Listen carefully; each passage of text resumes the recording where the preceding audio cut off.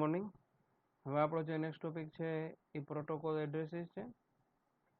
An internet protocol addresses is a numerical label assigned to each device is connected to a computer network that uses the internet protocol for communication, and IP addresses serves to main function host or network interface identification and location addressing. જો શું કહે છે કે internet પ્રોટોકોલનો મતલબ એવો છે કે એક ન્યુમેરિક લેબલ હોય છે, મતલબ કે હંમેશા આઈપીથી જે આંકડા જ હોય છે એમાં ને આંકડાથી જ ઓળખાય છે. હરેક કોમ્પ્યુટર જે નેટવર્કમાં કનેક્ટેડ છે કે ઇન્ટરનેટ સાથે છે કે એમનું લોકલ એરિયા નેટવર્ક છે, બરાબર, કે લેન એટલે કે લેન, એમ local area network means LAN, એ કનેક્ટેડ છે. એ પોતે કંઈક ન્યુમેરિકલ આંકડાથી ઓળખાતું હોય છે. જેમ વ્યક્તિ પોતાના નામથી ઓળખાય એમ કોમ્પ્યુટર પણ પોતાના આઈપી થ્રુ ઓળખાય છે જ્યારે લેનમાં હોય કે નેટવર્કમાં હોય. લેન તો નેટવર્ક એક થયું, પણ ઇન્ટરનેટમાં પણ એવી રીતે હોય છે. હવે ઇન્ટરનેટ પ્રોટોકોલ વર્ઝન 4 એટલે કે IPv4 આખું નામ છે. આપણે હંમેશા હજી IPv6 નો અહીંયા ઉપયોગ થતો નથી. સોરી, IPv4 નો ઉપયોગ આપણે અહીંયા થાય છે અને IPv6 નો ક્યારેય આપણે અહીંયા ઉપયોગ થતો નથી. Defines a IP address is 32-bit number. However, because of the growth of the internet and depletion of available IPv4 addresses, a new version of IPv6 using a 128 bits for IP addresses was developed in 1995 and standardization in December 1998. In July 2017, a final definition of protocol was published. IPv6 development has been ongoing since the mid 2000. બરાબર. IPv4 તો છે ને 32 બીટનું જે number હતું, જ્યારે IPv6 આવ્યો, બરાબર, એ 128 બીટ સુધી, એટલે એનાથી ક્યાંય વધારે થયું કે એ જ્યારે 1995માં ડેવલપ થયું હતું, બરાબર, અને પછી ડિસેમ્બર 1998 જુલાઈથી એ સ્ટાન્ડર્ડાઇઝ થયું 1998માં. પછી જુલાઈ 2017માં final definition of protocol was publish, અને ફાઇનલ 2017માં કર્યું. Ongoing IPv6 deployment has been ongoing since mid 2000, એટલે કે 2000 થી સ્ટાર્ટ થયું હતું, જે વચ્ચે ઇન બિટવીન જે પબ્લિશ થયું 2017માં એને ફાઇનલ ડેફિનેશન મળી. એક્ઝામ્પલ છે કે જો આ 172.168.254.1 ઓર 192.168.11, તમને ખબર ને આ 4 બીટ છે, હરેકમાં 8 એટલે 4 બીટ, એટલે 8 4 32 બીટનું જે રખતું હતું, ત્યારે આની અંદર બહુ વધારે છે 4, બરાબર. I4 પોઈન્ટ, I4 અને 4 મેક્સિમમ. આજે તમને એક 170 દેખાડે છે, ત્યાં તમે મેક્સિમમ 0 થી માંડીને 255, 0 થી માંડીને 255 સુધીનો આંકડો લખી શકો. એ સિવાય તમે આંકડો લખી શકો નહીં. જ્યાં નીચે જો આ એનું એડ્રેસ છે, બહુ લાંબુ છે, એટલે કે 128 બીટ સુધી કામ કરે છે. આ સિંગલ એડ્રેસ છે, આ ઉપરના 2 એડ્રેસ છે, બરાબર. તો આપણું હતું આ પ્રોટોકોલ એડ્રેસ. કોમ્પ્યુટર લેનમાં હોય કે નેટવર્કમાં હોય, એ પોતાના હંમેશા આઈપીથી જ ઓળખાય છે. આઈપી વગર કોમ્પ્યુટરને કોઈ મહત્વ નથી મળતું કે તમે ફાઇન્ડ આઉટ ઇઝીલી કરી શકતા નથી.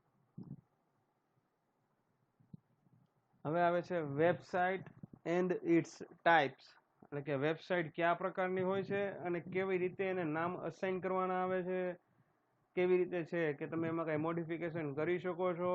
તો આ બધી પ્રકારની છે આની અંદર વસ્તુ તમને મળશે, બરાબર છે. તો ચલો જોવા જઈએ. Website and its type. Website is a collection of related network web resources such as web pages, multimedia content, which are typically identified with the common domain name and published on at least one web server. શું કહે છે કે તમારી જે આપણે જે website જે register કરાવ્યું હોય એ એક એના સર્વરમાં સ્ટોર હોય છે. જે કન્ટેન્ટ શું હોય એની અંદર, તો કે ભાઈ એક વેબ પેજ હોય છે, એમાં મલ્ટીમીડિયા હોય છે, મતલબ કે ગ્રાફિક્સ હોય છે, કોઈ પણ ફાઇલનો આપણો ટેક્સ્ટ હોય છે, એ એક વેબ બ્રાઉઝરની અંદર આવી જાય. There are basically two main types of website, static and dynamic. જો બેઝિકલી છે ને વેબસાઇટના 2 ટાઈપ હોય છે, કે સ્ટેટિક હોય છે અને એક બીજું હોય છે ડાયનામિક. તો સ્ટેટિક અને ડાયનામિક કોને કહેવાય જોઈએ આપણે. ચલો બે આગળ. A static site is one that is usually written in a plain HTML. What is in the code of the page is what is displayed to the user. જો શું હોય છે સ્ટેટિક એટલે એવી વસ્તુ હોય છે કે HTML કોડમાં નોર્મલ ફોન્ટમાં લખ્યું હોય છે, ના તમે કાંઈ કરી શકો, ના ખાલી યુઝર જે ટાઈપ કર્યું હોય એ તમને સામે બતાડે. યુઝર છે એ ખાલી જોઈ શકે છે, કાંઈ ચેન્જ કરી શકતો નથી કે કાંઈ ડેટા કરી શકતો નથી, બરાબર છે એ. અને ડાયનામિક સાઇટ એટલે શું કે dynamic site is a one that is written using a server side scripting language such as PHP, ASP, JSP, Cold Fusion and other. તો શું કહે છે કે જે સ્ટેટિક હોય છે ને એ ખાલી HTML કોડમાં સિમ્પલ લખેલું હોય છે, એમાં ક્યાંય બીજું કંઈ તમે કાંઈ ટેક્સ તમારી સામે જનરલી ટેક્સ હોય છે, બીજી ગમે વસ્તુ હોય છે, ઇમેજીસ હોય છે, બસ તમારી સામે ખાલી નોર્મલ HTMLમાં જ કોડિંગ કર્યું હોય છે. ક્યારે એને બીજું કાંઈ કાંઈ આપણે મેન્યુઅલી એની અંદર ચેન્જ ના કરી શકીએ, બરાબર. નોર્મલ કોડ હોય છે, જેમ તમારી સામે જે PDF જોવા મળે છે ને નોર્મલ અક્ષરમાં, એવી રીતે. અને જ્યારે ડાયનામિકની અંદર શું હોય કે ડાયનામિક એટલે કે એની અંદર તમે અપડેટ કરી શકો, કાંઈ નવું એડ કરાવી શકો, એને સર્વર સાઇડ સ્ક્રિપ્ટિંગ લેંગ્વેજ તરીકે ઓળખાય છે. કઈ PHP છે, ASP છે, JSP છે, કોલ્ડ ફ્યુઝન એન્ડ અધર્સ, આ બધી લેંગ્વેજીસ છે કે એના થ્રુ તમે ડાયનામિક વેબસાઇટ બનાવી શકો, બરાબર. Ready, static and dynamic. હવે પછી એનો સબ ટાઈપ છે responsive. So web design is an approach to web design that makes a web pages render well on a variety of devices and window or screen sizes. It will detect the visitor screen size and orientation and change the layout accordingly. જો સાંભળો, responsive site એટલે શું, બરાબર. Responsive એટલે જો હવે તમે simple વાત છે, તમે સૌરાષ્ટ્ર યુનિવર્સિટી EDU તમે જ્યારે ઓપન કરો તમારા કોમ્પ્યુટરની અંદર, તો તમારા કોમ્પ્યુટરની સ્ક્રીન છે એ મોટી હોય છે, તો એ તમારા કોમ્પ્યુટરની સ્ક્રીનને એકોર્ડિંગ એ પોતે સાઇઝ ડિસાઇડ કરી લે કે ભાઈ આપણા કોમ્પ્યુટરની સાઇઝ તમારી સામે વ્યવસ્થિત જોવા મળે છે, બરાબર. પછી તમે એ જ વસ્તુ તમે મોબાઈલમાં ખોલો, તો હવે જો એની સાઇઝ તો મોટી છે તો મોબાઈલમાં પણ વ્યવસ્થિત તમારી સામે વ્યવસ્થિત આવી જાય, બરાબર. અને જે સાઇઝ આખી દેખાય છે એ તમારા મોબાઈલમાં દેખાય, પણ મોબાઈલમાં તો નાની વસ્તુ નાનું દેખાય ને, પણ દેખાય છે કમ્પ્લીટ. તો જે આ ટૂંકમાં તમારી સાઇટ ગમે ત્યાં ખુલે તો એનો જે દેખાવ છે, જેનું પેલું પેજ છે, જે કે તમે જે લોડ કરાવો છો એ બધી જગ્યાએ સરખું હોવું જોઈએ, બરાબર. એને શું કહેવાય છે? રિસ્પોન્સિવ સાઇટ કહેવાય. આ વસ્તુ યાદ રાખજો, રિસ્પોન્સિવ, બરાબર. આ તો site website and its type, બરાબર. એમાં સ્ટેટિક, ડાયનામિક અને રિસ્પોન્સિવ. અને જો નીચે તમને આપ્યા છે કે તમે ગમે એ વેબસાઇટ ખોલો, જો બધાની અંદર સરખું દેખાઈ જાય. આ તમે કોમ્પ્યુટરની અંદર ખોલો તો પણ આવી રીતે દેખાય, અને મોબાઈલની અંદર પણ ખોલો તો સેમ જ દેખાવી જોઈએ, એટલે કે એનો કન્ટેન્ટ તમને બરાબર દેખાવો જોઈએ. હવે નેક્સ્ટ આવે છે વેબ બ્રાઉઝર. જોઈએ. A web browser is a software application for accessing information on the World Wide Web. Each individual web page, images and videos is identified by the distinct uniform resource locator, enabling browser to retrieve these resources from the web server and display them on user devices. શું કહે છે? Web browser છે, suppose આની અંદર આપણે જો web browser છે તો આ દેખાય તમને નીચે, મેં ક્લિક ઓપન કર્યું, બરાબર. તો અહીંયા હું સપોઝ આમાં ટાઈપ ગમે સર્ચ કર્યું, અહીંયા માની લ્યો કે યુટ્યુબ સર્ચ કર્યું, બરાબર. તો અહીંયા મારો અત્યારે નેટ કનેક્ટ નથી, પણ જો યુટ્યુબ સર્ચ કર્યું તો યુટ્યુબ આવશે. હું અહીં સર્ચ કરીશ કે ભાઈ ગૂગલ, તો ગૂગલ આવશે. તો એમ અલગ અલગ ટેબ છે, આ અલગ અલગ હોય છે, એ અલગ અલગ આપણે બ્રાઉઝર છે એ ફેસિલિટી આપે છે કે એક ટેબ, એને જે કહેવાય છે ટેબ ફેસિલિટી, કે હરેક ટેબની અંદર આપણે અલગ અલગ વિડીયો આપી શકે, અલગ અલગ આપણે ઇમેજ આપી શકે, અલગ અલગ કન્ટેન્ટ આપી શકે, અલગ અલગ વેબસાઇટ પણ ઓપન કરવાની આપણે મંજૂરી આપી શકે છે. એટલે કે વેબ બ્રાઉઝરની અંદર તમે મલ્ટિપલ રિસોર્સિસ, એટલે કે ડિસ્ટિંક્ટ, એટલે એક અને બીજાથી અલગ અલગ તમે એક જ બ્રાઉઝરની અંદર તમે ડેટા ઓપન કરી શકો છો, બરાબર. યુઝરના આપણે ટૂંકમાં આપણી પાસે લેપટોપ હોય તો લેપટોપ, મોબાઈલ હોય તો મોબાઈલ, બધાની અંદર. Common web browser include Microsoft internet explorer, Google chrome, Microsoft Firefox, Mozilla Firefox, UC browser, opera, Apple safari. આ બધા શું છે? આપણા કોમન વેબ બ્રાઉઝર છે કે જનરલી બધી જગ્યાએ યુઝ થતા હોય છે. The primary function of A web browser is render HTML the code used to design a markup web pages. જો આપણો જે HTML ની ફાઇલ છે એ આપણે HTML ફાઇલ કોઈ પણ જગ્યાએ રન કરશું, મતલબ કે કોઈ પણ બ્રાઉઝરની અંદર રન કરશું તો આપણો HTML ટેક્સ્ટ છે, જે આપણા ટેગ હશે, આપણે વિડીયો મૂકો તો મેં તમને સિમ્પલ હેલો વર્ડ હેલો એસપીકે એમ ડિસ્પ્લે કરવા માટે આપણે HTML નો, બરાબર. તો એ પાછું તમારે જો કરવો હશે, બરાબર, તો તમે ઇઝીલી કરી શકશો ગમે ત્યારે.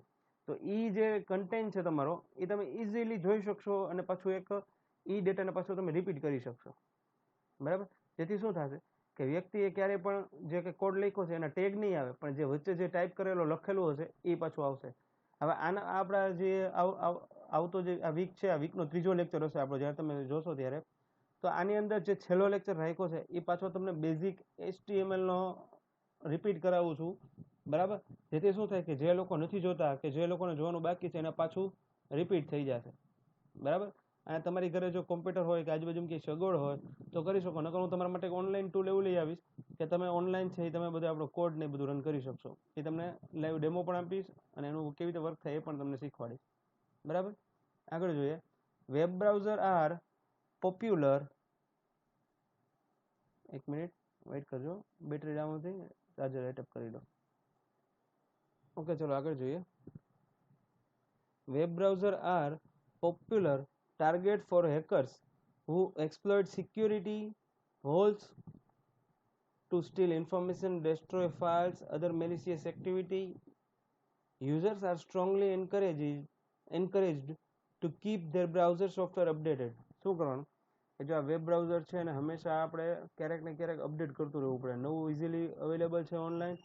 શું કામ અપડેટ કે એમાં નવા નવા આપણા કંઈક ફંક્શન આવતા હોય કે જે હેકર્સ છે એ આપણી વેબસાઇટમાં ક્યારેય ઘૂસી જાય અને આપણી ફાઇલ હેક કરી નાખે કે આપણી ફાઇલ છે ડિલીટ કરી નાખે, તો આપણે હેરાન ના થવું પડે. એના માટે હંમેશા આપણે શું કરવું પડે કે યુઝરે બ્રાઉઝર સોફ્ટવેર છે એ હંમેશા કેવો કરવો પડે, અપડેટ કરતો રહેવો પડે, જેથી છે આપણી ફાઇલ છે ઇઝીલી રહે અને અપડેટ થઈ ત્યારે ફાઇલ આપણી ક્લિયર કરી નાખે અને નવું વર્ઝન આપણે આપી દે, જેથી આપણું બ્રાઉઝર છે એ ક્યારેય કોઈ એક્સેસ ના કરી શકે. આ એક રિક્વાયરમેન્ટ છે જે કે સ્ટ્રોંગલી આપણે ફોલો કરીએ છીએ, બરાબર. હવે એના ફીચર્સ જોઈએ આપણે કે features of web browser. Web બ્રાઉઝરના ફાયદાઓ શું છે કે allow the user to open multiple pages at the same time.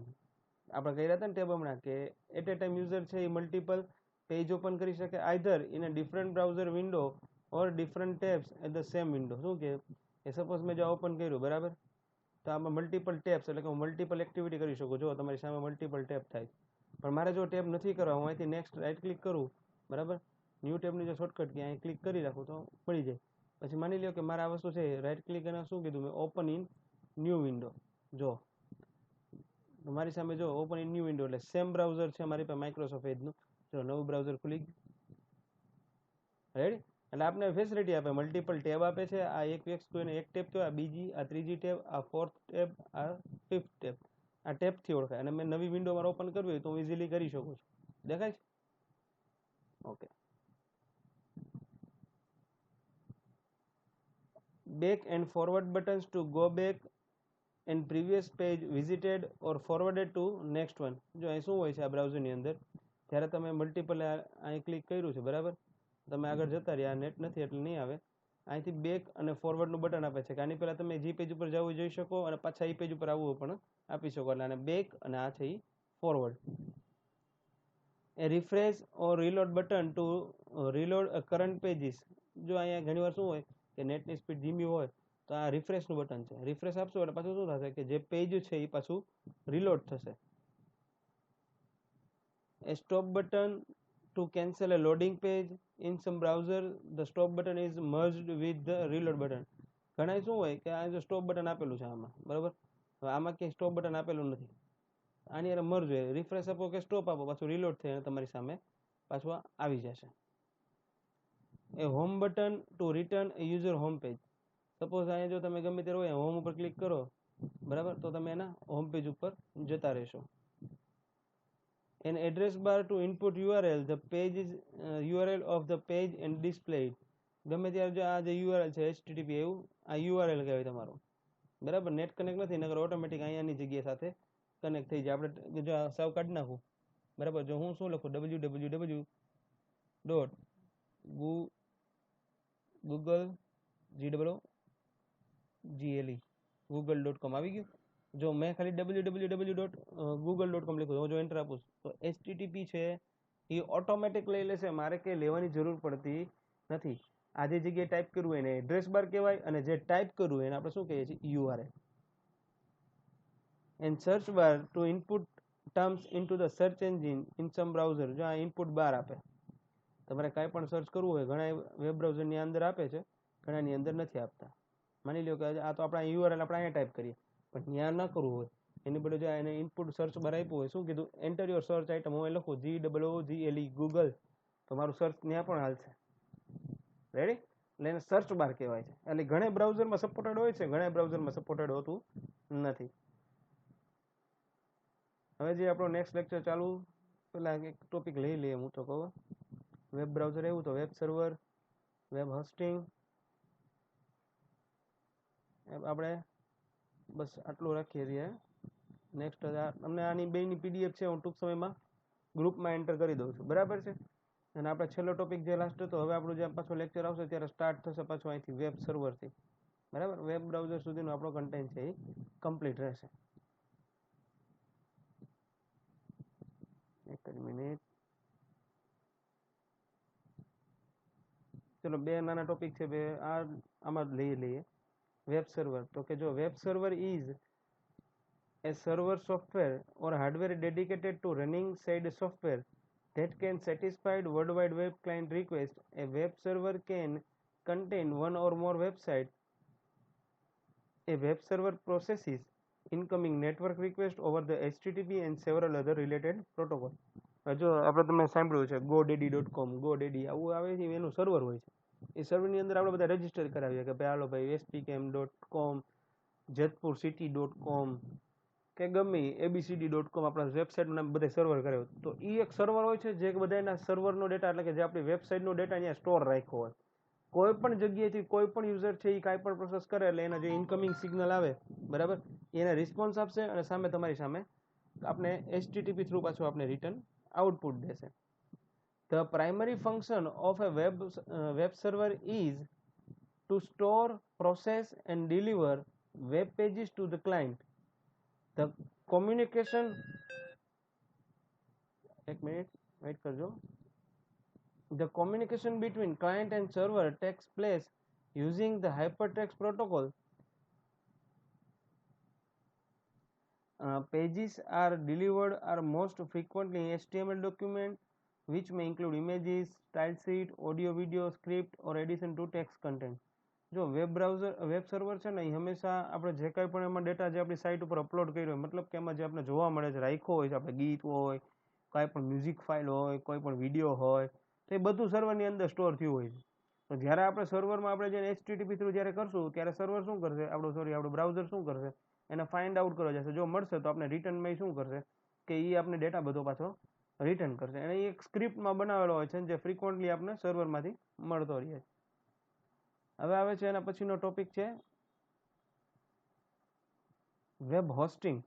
તો વેબ હોસ્ટિંગ એટલે શું જોઈએ આપણે આગળ, કે web hosting is A services is a type of internet hosting services that allows individuals and organizations to make their website accessible via the world wide web. શું કહે છે એ એક સર્વિસ છે કે જે ઇન્ટરનેટને આપણે ઇન્ટરનેટનો હોસ્ટિંગ સર્વિસ ઇન્ડિવિજ્યુઅલ ઓર્ગેનાઇઝેશન એને પોતાને એક સર્વિસ પ્રોવાઈડ કરે છે કે એ વેબસાઇટને એક્સેસિબલ કરી શકે વાયા www. આપણે કોઈ પણ વેબસાઇટ હોય સર્વરમાં હોય ને તો એ www થ્રુ આપણે એક્સેસ કરી શકીએ છીએ. જે પરમિશન કહેવાય છે એ હોસ્ટિંગ કહેવાય છે.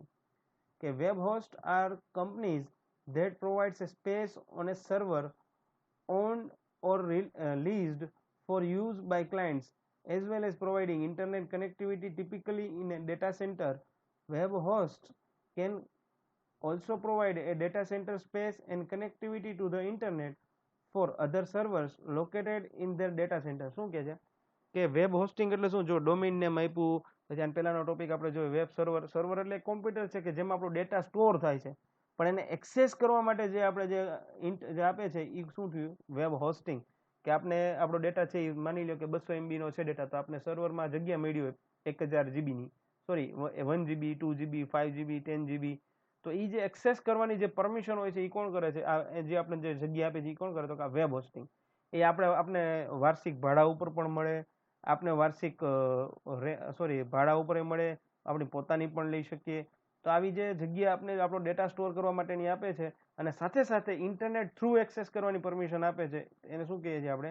Web hosting. શું છે next point? File can be uploaded via FTP or a web interface. એ સર્વરની અંદર આપણે જો ફાઇલ ટ્રાન્સફર કરવી હોય કે ફાઇલ મૂકવી હોય તો એ એફટીપી થ્રુ થાય, એટલે કે ફાઇલ ટ્રાન્સફર પ્રોટોકોલથી થાય છે. Web hosting is often provided as a part of a general internet access plan from internet service providers. There are also may free and paid providers offering a web hosting. એમાં ઘણી રીતે હોય છે. કાં તો આપણે ફ્રી મળે છે, એવા ઘણા હોસ્ટર હોય છે પ્રોવાઈડ કરતા હોય ફેસિલિટી, આપણે ફ્રી આપે, બરાબર. પણ વાહે એને જે એક્સટેન્શન લાગે .com કે એ અલગ અલગ ચેન્જ થઈ જતા હોય છે. ફ્રી મળે છે, પેઇડ મળે છે, પણ જેવો વ્યક્તિનો બિઝનેસ એ પ્રમાણે પોતે એનું હોસ્ટિંગ જે તે પ્રોવાઈડર કંપની સાથે કરાવે છે. અધરવાઇઝ ફ્રી પણ મળી શકે છે, બરાબર છે. ઓકે, હવે આપણો જે નેક્સ્ટ લેક્ચર હશે એ આપણે આગળ જોશું, બરાબર. એમાં જે આવશે આખું નેટવર્ક સિક્યોરિટી કોન્સેપ્ટ, કે આખા નેટવર્કની સિક્યોરિટી કેવી રીતે કરવી અને એ સિક્યોરિટીને આપણે કેવી રીતે આપણે જોવું, તો એના માટેના જે ટોપિક આવશે આગળ, network security concept. Okay, good bye.